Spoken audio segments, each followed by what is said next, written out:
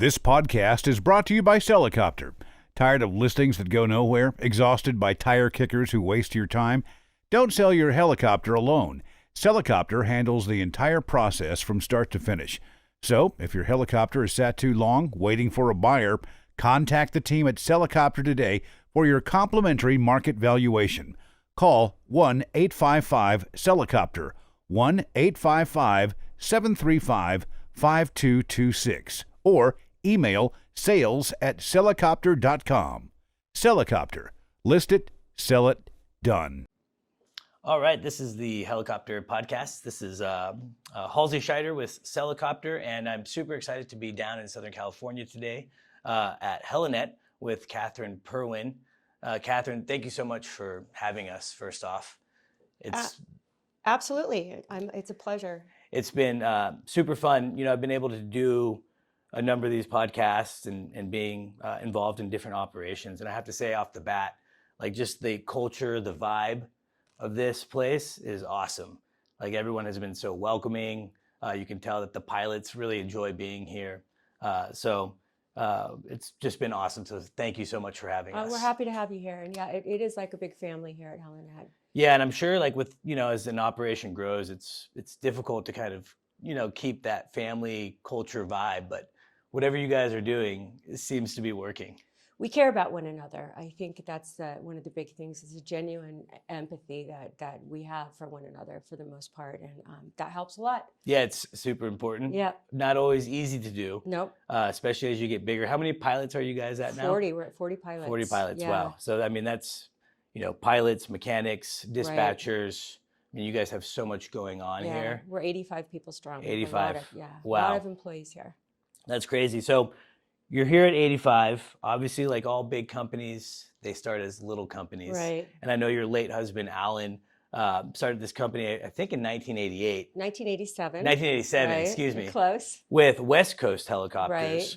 And so I'm just kind of interested to learn a little bit about that original vision of, you know, this idea to start this helicopter company, right. What he wanted to do and kind of what it's turned into. So Alan co-founded this company actually with a partner. His name was Mike Tamburo, and they started the company. Alan had a mentor who he flew. He flew for another company that he worked for, and this mentor, his name was Emil Martini. He, you know, suggested to Alan, look, you could do this on your own. And you know, Alan, at 25 years old, he and Mike pooled their money. They bought one Long Ranger. There were, you know, 3 employees in the entire company, and they started what was then West Coast. Later in 1999, they merged with Helinet and took that name, or actually Alan did. Mike had passed away by then. But it was a small company at first, and I don't think that Alan really had a huge vision. He just wanted to do it right, and he wanted to grow, and he found ways to grow along the way. And one of the first ways he found to grow was medical, with organ transport. Emil Martini was in the pharmaceutical industry, and you know, he suggested to him, look, you know, we got to get these organs moved, and helicopters are a great way to do it, and you should get involved. And so we've been in that business for a very long time. So that was kind of one of the early, and production was very early. He was doing production before he started West Coast. Okay, so he was kind of in production, and it was Southern California, the location just for him, because that's where he lived already. And well, Southern California was where he lived. Van Nuys is really, he grew up at Van Nuys Airport. His dad had a Cessna 182 at a hangar right down the way from where we are now. And, you know, if he wasn't tinkering in the hangar with his dad on weekends, he was up flying around the LA area. He had his first flying lesson when he was like 5 years old, sitting on a stack of cushions so you could see over the instrument panel. That's awesome. So, you know, he had a very long connection with Van Nuys Airport. Very cool. Yeah, but also Van Nuys Airport, as you probably already know, although you can't tell today, it's actually a better place to be in some ways because it's not susceptible to the coastal weather conditions. Sure. That some of the other airports. Except with the weather that I brought today. Except what you brought down with you, yeah. I brought that Oregon weather down. You did. That's cool to hear that, Alan. Similar to me, now my dad and my mom, they weren't pilots. In fact, I think they're kind of scared of flying. Yeah. So I didn't have a dad that had an airplane, but my earliest memories were wanting to fly, right, and be a pilot. And so it's really cool to hear like that he caught that bug early. Right. And it seems like 90% of my friends, my coworkers, other pilots have that kind of same mentality, that bug, Right. that catches early. Absolutely. There's the weird ones out there. I'm one of the weird ones. You're one of the weird Yeah. ones. So what's your flying background? So I started flying when I was in college. Okay. I was a history poli-sci double major because I wanted to go to law school. And before I graduated, I took a ride and decided I wanted to fly. So by the time I graduated, I was already working my way through lessons, and I ended up flying business jets. I did get my helicopter rating. I was never a professional helicopter pilot. I did a couple of flight lessons, but by that time, Alan and I had started a family, and yeah. So you didn't pursue the helicopters I didn't pursue any it. further. No, I only have, I think it's 250 to 300 hours in helicopters. So I mean, no. that's better than It's nothing. something, yeah, definitely. But You at least can get yourself out of a pinch, I guess. probably could, although it's been a long time, so I'm not sure. I wouldn't want to test it. It was funny the other, on Thursday, we've been down here for a couple of days, and it's been so fun to look at all your aircraft and see all your operations. I have no experience in what I call big helicopters. So like the 76, for instance. Right. I was sitting in the cockpit with Sean the other day, and it's kind of weird to sit in a helicopter and feel like a fish out of water. Right. Because I'm so comfortable with helicopters, and It's then a I whole- sit in this thing and I'm like, Everything's different. what is this? Yeah, the systems are different. It's a whole. You That's why know, people have to go away to school or get extensive training. Totally. Yeah. It reminds me of when I was a kid, I don't know if they allow it today, but every time I got on a commercial flight, I would go to the cockpit. Right. And I would, sit in the seat, and I think there's a picture of me when I was like 7 with a captain's hat on, and I remember as a kid looking at everything and just feeling, overwhelmed. Right. And how do they do this? And what are all these buttons? Right. It's kind of how I felt, When you got in the 76. So I'm hoping that weather will cooperate today. I hope so. It sounds like we might get to do a little flying. Fingers in the 76, crossed. so. Yeah, otherwise you're going to have to come back down. Oh, twist my arm. It's been fun to be down here in LA. My wife's family is actually all from LA. Well, there's another reason. So Yeah. we're killing two birds with one There you stone. go. A little work, a little family time. Right. So it's all been really cool. Nice. So Alan, started production. I'm interested to hear, or it's interesting to hear about the organs. I didn't necessarily realize that the organ flight started Yeah. kind of in the beginning. They started in the beginning. News started very early on. Obviously, charter was what they started with. Sure. And then other, we started fire very recently. That was 3 years ago that we started fire. So just different lines of business came up as the opportunities arose. And Alan was very, very entrepreneurial. He had just amazing intuition.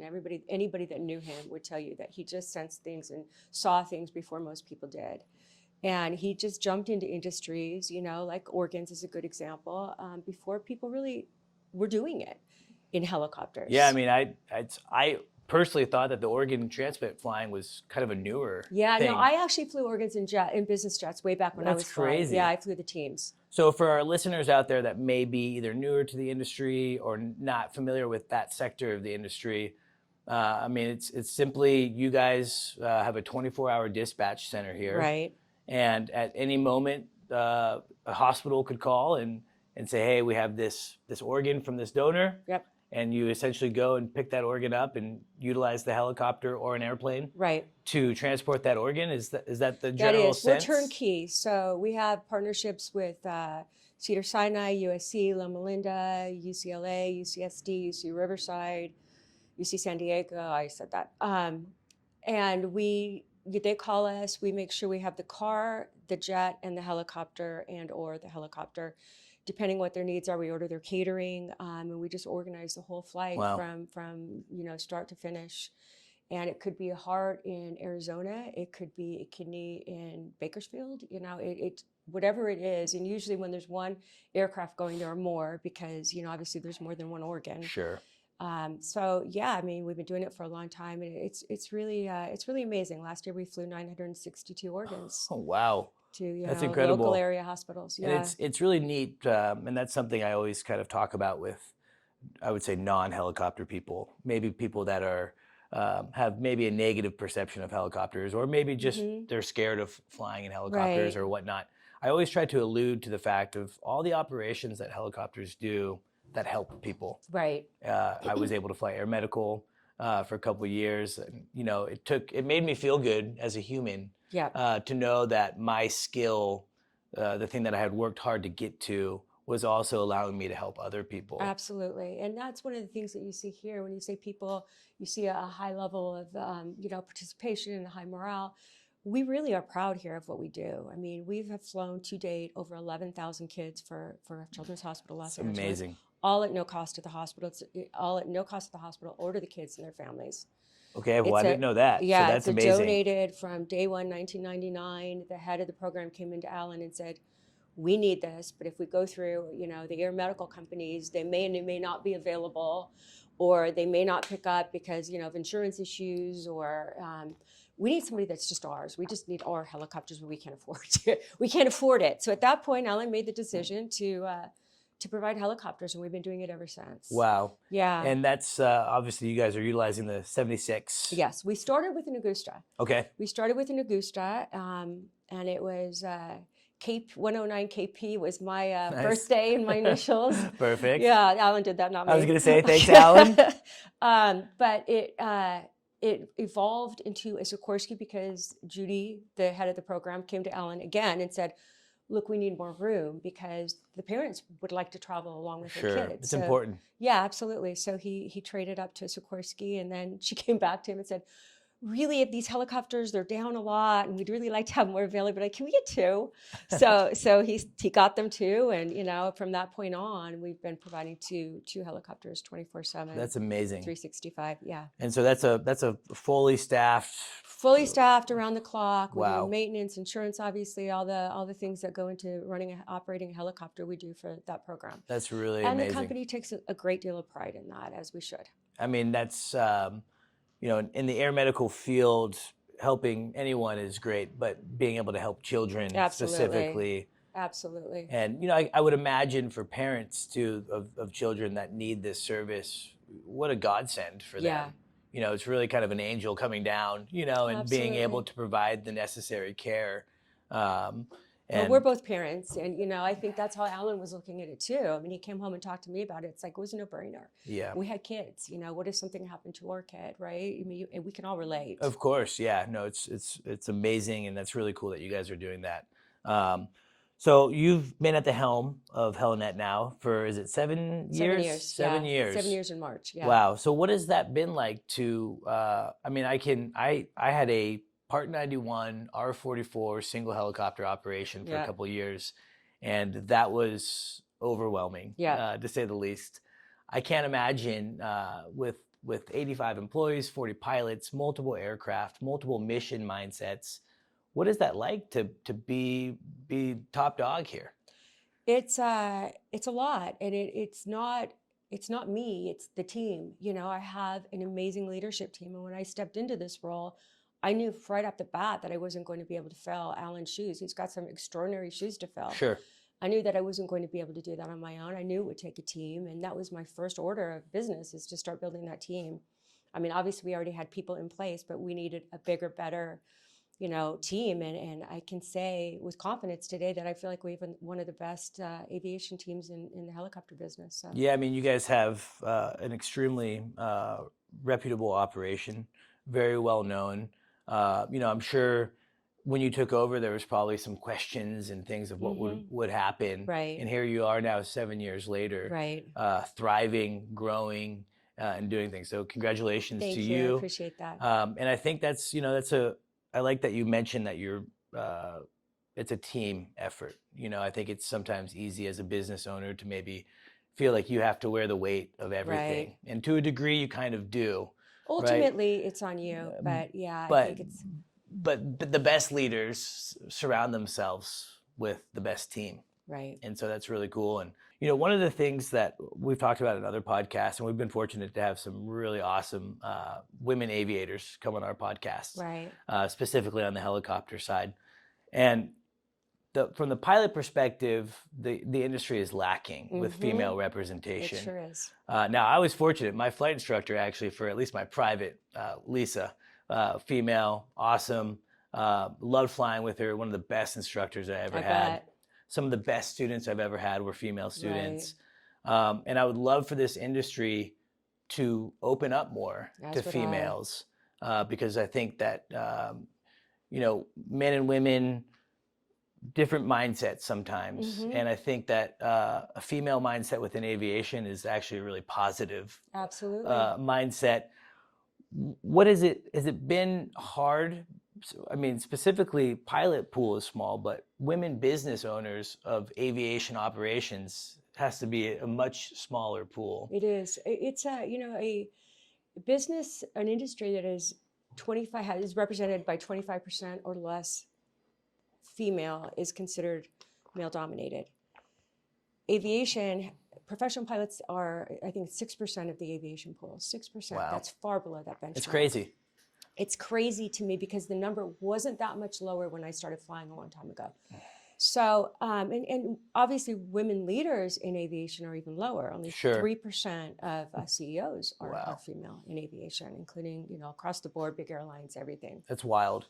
So to me, it is, there are stereotypes that are pervasive. And these stereotypes are pervasive not just with men, but with women. Sure. They're not getting into the industry. I mean, we try to hire women. We do have, obviously, you've met some of them. We have female pilots, Yep. but they're underrepresented here Totally. because they're not coming in the door, you Yeah. know? So I would love to find a way to change that. There's organizations or to help at least educate young women, If I didn't go up on a friend's airplane when I was in college, I wouldn't have gotten into. It wasn't something that occurred to Sure. me. It's probably challenging, and I can imagine being a business owner, there's probably been a lot of obstacles for you to overcome being female. There have been a lot of obstacles, but here's the way I've always looked at it as a pilot and as a business leader. When I was a pilot, if I would have given up or gotten discouraged every time somebody, showed a lack of confidence in me or underestimated me, I wouldn't be here talking with you Totally. today. And I think what I chose to do, and I think what a lot of women in this business choose to do, is they don't focus on it. It's not an issue. Of course. If you don't let your gender become an issue, it obviously you have to have a thicker skin. Mm-hmm. You have to, it's unfortunate, but it's the case. You have to, there's hurdles that you have to overcome, but it can be done. Totally. Gender should not define success. Absolutely should not. And so, for me, if I could tell you stories about passengers who absolutely just could not seem to recognize that I was a necessary part of the crew, or, colleagues that underestimated me, or once I came in here to lead, there were bets being made in the industry about how long it would be before I failed. And, there were people that worked here at Helinet that thought, well, this is a good chance to go start a competitive business. And they did. So there were all these things. But what I focus on is the people that supported me. Sure. And there are many men and women that did. More men and women supported me, I have to say, than didn't. Yeah. And, it's funny that it's sad that that's kind of the world that we live in. Right. That people would want you to fail. Right. I've never quite understood that. I don't understand it either. It's not a zero-sum game. I mean, if I fail, it doesn't make them any less. It doesn't make them. Right. There's probably some deeper rooted insecurities I'm sure, yeah. on their end. And, that's a good point. I mean, I think it's easy from being male to look at it as kind of like, trying to understand kind of what it would feel like to be a female in this industry. And I like your answer of just, you don't focus on it. Right. You're a human, a very capable human.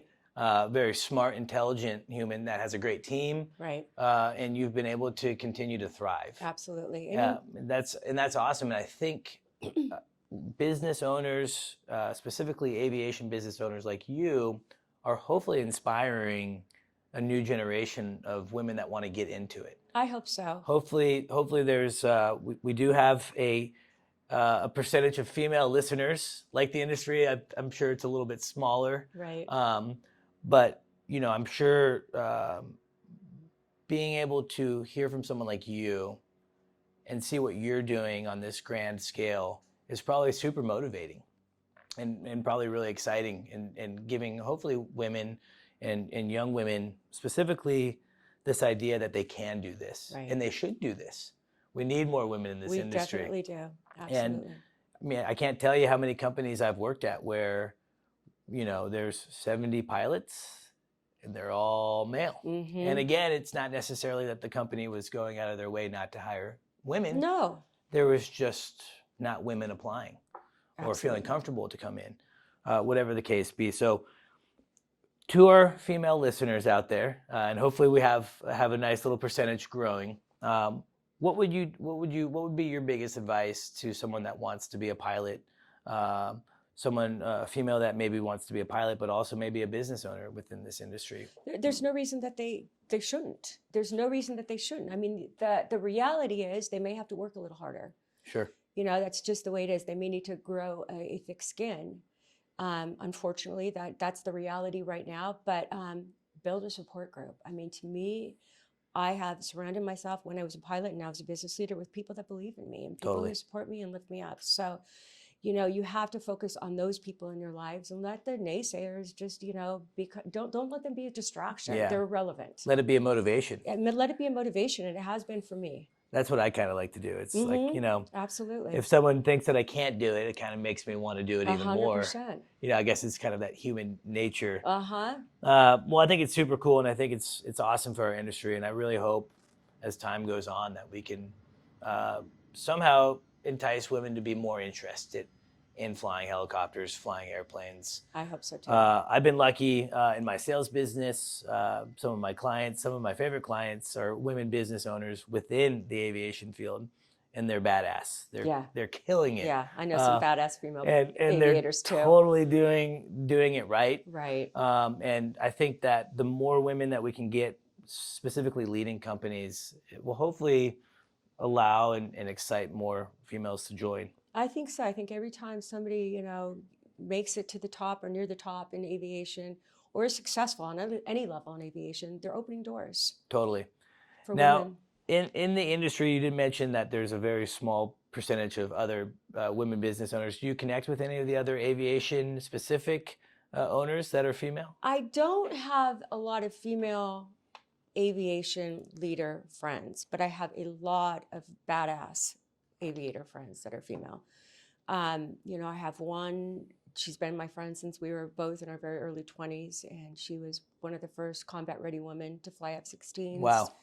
She's now flying for United. Very cool. First Asian American to fly fighters ever in the country. Crazy. So, and then I have another friend who's I've also since my early 20s, and we're still super tight. And she was the first and maybe the only to this date woman to race in the unlimited air races in Very Reno. cool. Yeah, and won the Wow. runs. Yeah, so these are people that they've never, you know, let anything stand in their way. They just went after what they wanted, and they were very successful, achieved their goals. And those are the people I have in my life still to this day, and they're inspirational to me. I admire them, and I think that they've given me a lot of strength Sure. as I went through my aviation journey. Totally.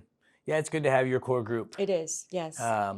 You know, I know for me that I've been fortunate, Sean being one of them, you know, as a mentor. You know, Yes. you can't have enough mentors and positive influence in this industry. Right. For men and women, this can be a hard industry for everyone. Absolutely. And so it's good to be able to have the right people help you in this industry, Right. and motivate you. You know, you're seeing, you know, your friends flying F-16s and doing the air race. I mean, Right. that's freaking cool. Yeah, there's nothing you can't do, right? And you know, those are big barriers Right. that they had to obviously overcome to get to that point. Right. And so that's really pretty fun It's fun. It is fun. It It's is fun fun, to watch. yeah. It's inspiring. It's motivating. It's motivating. Yes. Totally. Absolutely.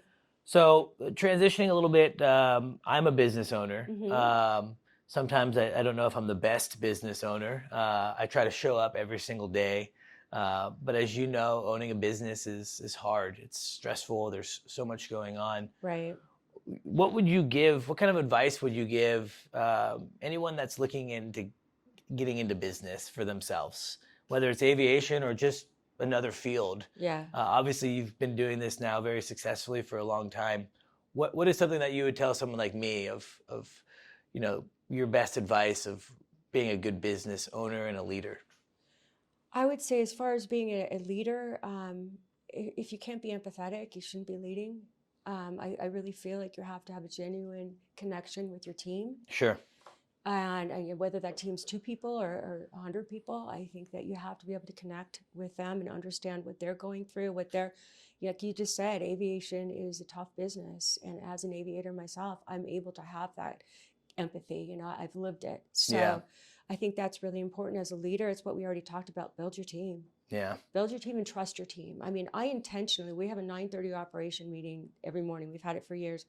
And I intentionally started coming in a little later so that I wasn't a part of that meeting because I would get too involved and I need to trust my team to do this stuff. That's really interesting. So, yeah. So you have to put people in your leadership group that you trust. Yeah, it's hard not to micromanage. It is hard not to micromanage. Because, and it's funny that you say that because we have a 9 a.m. meeting every day, 7 now my time, now that I've moved back to Oregon. So it's even earlier. And my team is remote, so we jump on a Zoom call. And something that I just started doing this past 6 months is exactly that, is I don't join every day now. I have an operations manager who's extremely capable, and I'm allowing him to kind of spread his wings a little bit. Right. But it's challenging, because, as a business owner, the buck kind of does stop with you. Right. You're responsible for making the decisions to move the business forward. And it's easy to think and maybe get the mindset of like, it's, my decisions are the best decisions. Right. At least I've personally had that before. Absolutely. It's hard not to fall into that. But then I see my team and they do it. Right. They walk the walk, they talk the talk, and they surprise me every single day. And, again, I think it's important for me and any business owner to be involved. Right. But again, allowing your team to do what they do best and better than you in many cases. Of course, yeah. And to trust that they're going to do it better than you. And I think that, I've had people in my leadership team come to me and say, I got this. You're good. I can handle this. You want to go, not come in for a few days. I could never do that. Of course. I could never do that. So that's the difference is I do have to be involved on some level. If this is something that I'm leading, then I'm going to lead it. I'm going to be involved. I can't just go away for 2 weeks and trust that it's okay. Of course. So there's degrees, right? So the degree that I'm letting them all do their jobs, but ultimately it's as you said before, it's ultimately my responsibility. Yeah. It's ultimately, there's people flying at any given moment that are up there in the air. It's ultimately my responsibility to make sure they're safe. Absolutely. And I think it's a fine line because what I've experienced in my business is that sometimes team members will have really good ideas, right? But they don't see the whole scope of what's happening, right? And because of that, you want to listen and you want them to know that they're being heard, but because of the other items that just of the grand scope of it all. Is maybe, hey, that's probably not going to work that way. Absolutely. But hey, maybe there's a kind of a way that we can incorporate it or whatnot. Absolutely. I think that it goes both ways. And there may be things that I'm absolutely convinced is the right thing where they might. So it comes down to having an open mind. Totally. And I think it's really important to have the freedom and the confidence to say whatever you want. Yeah. I think when people get too stuck in a chain of command, for example, they're afraid to say something and they're afraid to speak out. I think that's really damaging and that really inhibits growth as a team and as a business. Totally. And it seems like, again, like how we started off is that the culture that you have built here seems to be a culture in which people probably feel comfortable in speaking up. Right. An open door policy, so to speak, of being able to come back and share feedback. Absolutely. Every time I've walked by your office, your door's open. Yeah. No, people come in my office and I want them to. Sure. I want them to. I mean, I come from a different place where I was involved in this business since its beginning almost. And I know these people. I've been to hospitals when babies were born, and I've met the wives and the kids and the husbands and know them personally. And so that element can't go away. You just can't go, okay, now I'm the CEO and my door's going to be shut and you need to talk to so-and-so and so-and-so before it gets to me. It doesn't work like that here. No.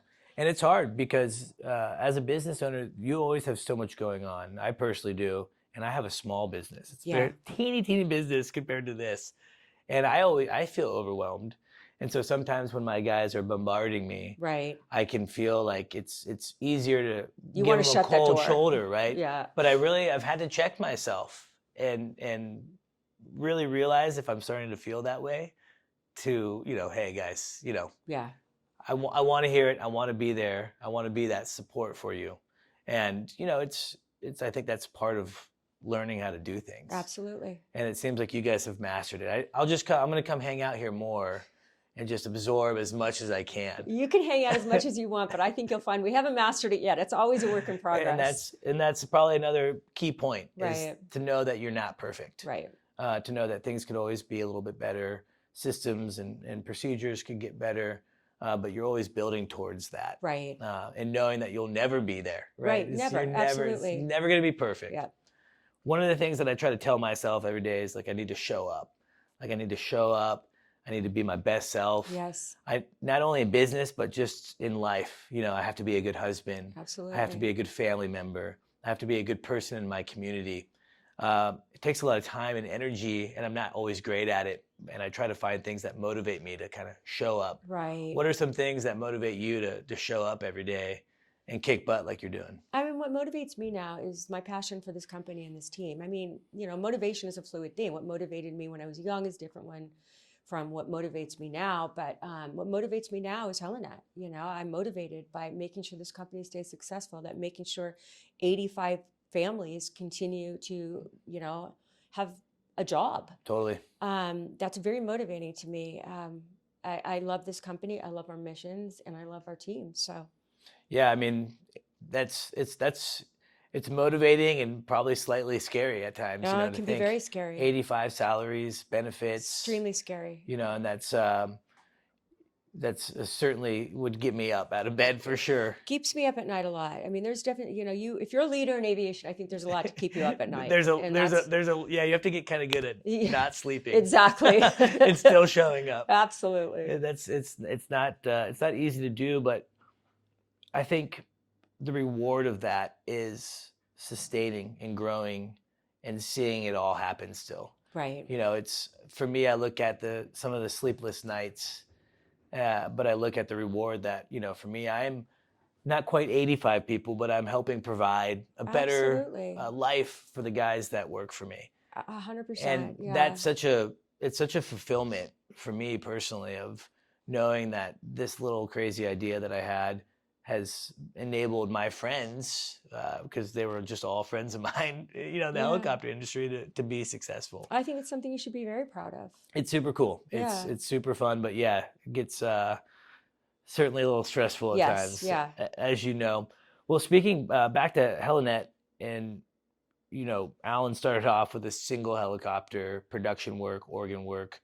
What are you guys up to now, and what do you guys look forward to doing in the future? So we focus on our existing lines of business, you know, improving them, growing them, but we're also really getting involved in the eVTOL world. Interesting. So we've been, for the last 2 years, you know, visiting manufacturers, meeting with manufacturers, and exploring the potential of, you know, incorporating electric aviation into our models, probably starting with package delivery and maybe eventually organ delivery. Obviously, this is in the future. Yep. But, you know, you got to disrupt yourself before somebody comes in and disrupts you, right? Totally. So we're very involved. We are active members of Urban Movements. Okay. Urban Movement Labs, which is it's an organization set up by the mayor in LA with the goal of bringing business leaders and industry professionals together to find ways to make Los Angeles a leader in sustainable electric transportation. So really cool. So we're working with a lot of companies, and, you know, talking about ways that we can bring that into Helinet. That's awesome. I actually was fortunate enough to be in Vermont a couple weeks ago. I visited Beta. Are you going to say Beta? I was at Beta. Yeah. Is that the most amazing place? You know, it was so funny because I didn't. It was kind of a spur of the moment. You know, my sales reps are kind of regional, and so I have a rep in the Northeast, and once a quarter I go to each rep and we hang out. We travel around, meet with owners, operators, and Ian had set up this meeting with Beta Air. Who'd you meet with? Do you remember? I met with their chief pilot, and I should remember his name. That's right. I don't. And Sean and I were talking about him yesterday because he's, of course, you know Sean, right? And they're buddies. Of course. But yeah, I didn't really look him up before going, in full disclosure, and I show up. And so impressive. Ian and I felt like we were at like Tony Stark Laboratories. Oh, right. Did you go in the simulator? Did the simulator. It was so fun. I mean, just everything about it. Yes. And did you get the full tour? I mean, we did. I was there for 3+ hours. Yeah. Got the full tour, got to eat their catered, their Michelin-starred chef. Right. And that was cool because not only was it inspiring to see which way and where the industry is going, slightly scary for me because it's like, oh my goodness, like I got to wrap my head around all this. I think helicopters will be around for a long time. I hope think so. It's going to be an evolution. I think so. But man, seeing what they've done in the relative short amount of time that they've done it. It's remarkable. And hearing the backstory on kind of Kyle. Yeah, and how it all kind of, exactly. How it all, well, that Kyle is brilliant. Like professional hockey player, Harvard, yeah. Like, I just wanted to like bow down right. To this guy. It was like, but to hear kind of Oregon specific on, how that impacted, I think one of the gals that is, a player within that business. Martine, she's also another person that's super impressive. I mean, and the combination of Beta and what she's doing, the work she's doing, it's pretty extraordinary. Yeah, and it's cool. I mean, the concepts that they have, and I'm not sure when you visited if they had like their kind of air medical base set up that they're. They did not. Oh, you mean the one outside? The one outside. Yes, they did. Like that's the incredible. whole pad and the whole I mean, they have it really well thought out. It's a completely self-sufficient. No, the whole thing. We went through the hangar where they're building more. I don't know if you saw that. I didn't get to go to the extra production hangar. It's really wild. I mean, they are a top-notch team of just incredibly genius people. I mean, we went through the battery section. It's the ex-Tesla. They stole a Tesla guy away, and. Yeah, they all are just top of their game. So it's really fun to watch, and it's interesting. It's fascinating. It's really cool. And yeah, Ian and I both got to step in the sim. I failed. You failed? Failed big time. Yeah. I did pretty good. It felt way different. Mm-hmm. It's not. It doesn't fly. It doesn't feel like a helicopter. Plus, it's been a while, but it doesn't feel what I remember a helicopter.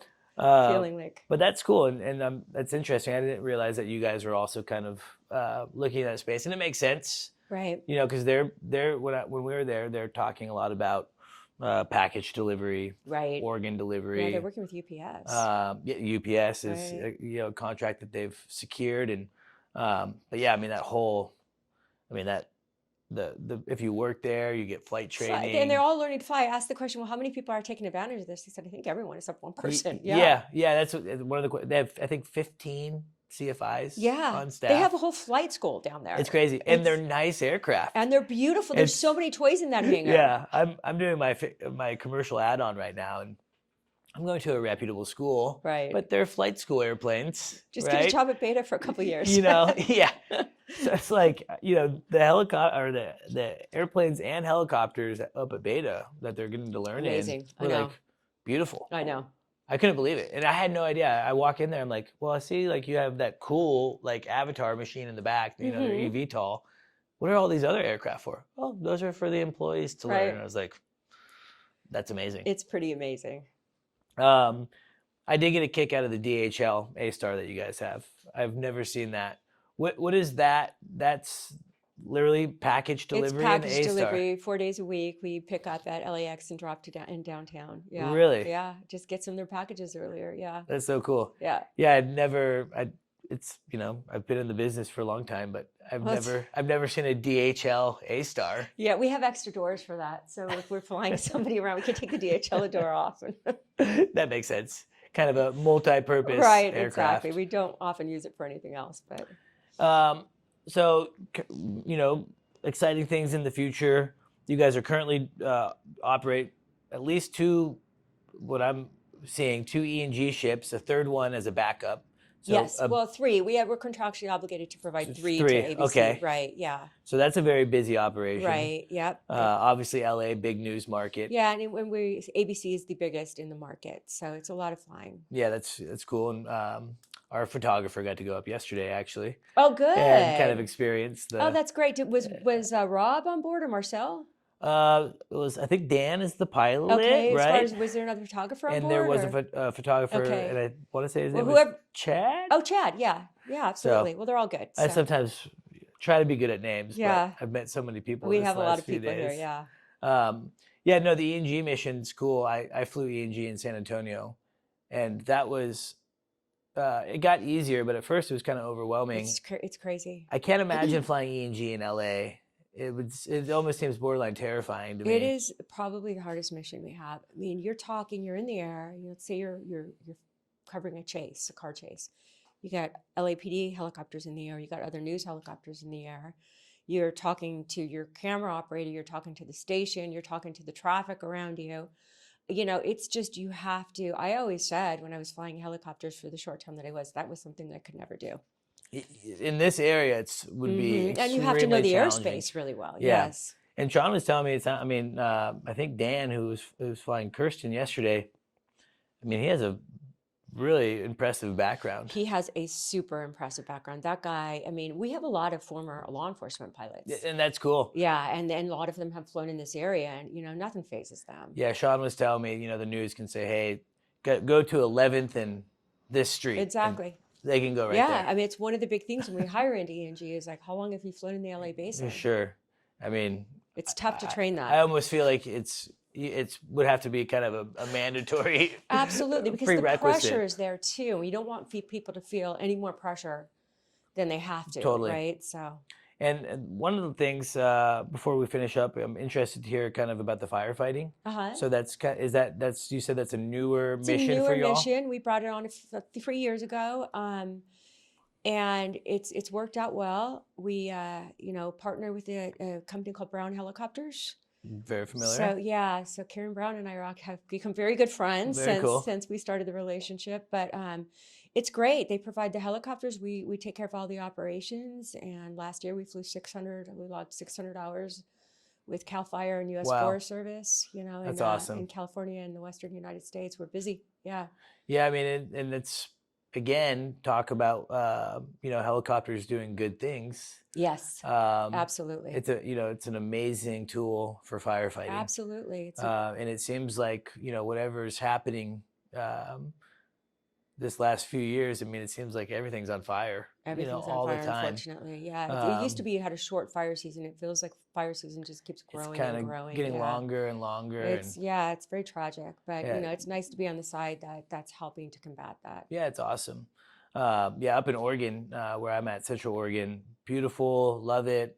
Summers can be a little weird. Yeah. You get these long weeks where you're kind of smoked in. I remember a couple of years ago, the fire was in Tahoe, so a few hundred miles south of where I was, but still, wind blows right. Yeah, absolutely. We were in Montana. I was in Montana with some friends. We were doing a girls' trip there, and they were getting fire from Oregon, and they were getting fire from even Northern California. It's crazy. That's how far it traveled. Yeah, it's wild. It was smoked in, yeah. Well, that's cool. It's great to hear that you guys are getting into that operation. That's one of my regrets. I kind of wish, as a helicopter pilot, that I would have gotten into fire. We'll never say never. I know. It just, I feel like my path is maybe. Well, your path could always vary. You never know. I could, pivot a little bit. I always have said that there's kind of two paths in helicopter aviation. There's like, do you want to have a family path? Yeah. Or do you want to have really fun jobs? Well, you see people that kind of go back and forth between the two. Able to do both. We've had people leave us to go do firefighting before we started our firefighting division, and come back. Yeah. Saying, I really can't do this anymore. This lifestyle doesn't work for me. It's hard. Yeah. It's a lot of fun. It's fun flying. But if you Yes. have a family, it could be difficult. Absolutely. You're gone for a long time. Right. And same with, that's kind of just the utility It's the utility world yeah. in general. Right. But I am envious of a lot of my friends because I get to see kind of, they're pulling power lines and they're lifting power stanchions and chair lifts and all this cool Very stuff. skilled piloting. And I'm like, flying a 407 with autopilot. That's pretty exciting drinking coffee. It's, I'm very pleased with my path and how I've chosen it. So when you're not running Helinet, what are you doing? How do you unwind from this? Is it possible? It's possible sometimes, occasionally. I love to hike. I love to ski, and I have a ski trip planned in January to Jackson Hole. Jealous. I love to travel. My kids and both my kids love to travel too, so we have a lot of fun adventures together. We went in the last few years to Antarctica and to the Arctic and a few places in between. Yeah. Well, Kathryn, thank you so much for having us. Absolutely. I From my appreciate. team to yours, I mean, you guys have been so hospitable. I think we covered how proud we are of the lives that we touch through the work that we do. And I think that to me is my biggest connection and the connection that most people here have to the company. So That's awesome. Yep. Yeah, totally. And congratulations to you and having such an amazing team. thank you. And I look forward to seeing you in Atlanta. All right. Will yes. you be there? Oh, yes, I will be there. I'll Going to see you Heli then. Expo. I was talking to All Allison right. about it, so we're excited. Yes, I'll definitely be there. Awesome. Well, this was the Helicopter Podcast. If you like the Helicopter Podcast, please share it. Share it with all your helicopter friends. Like it on Facebook, Instagram. Love to hear from you if you have any ideas on future podcasts. We're traveling. I've been in the East Coast. I've been on the West Coast and everywhere in between. So we're really excited to be bringing this content. So thank you again for listening to the Helicopter Podcast. Kathryn, you rock. Thank you so much. Thank you. And we'll talk to you all soon.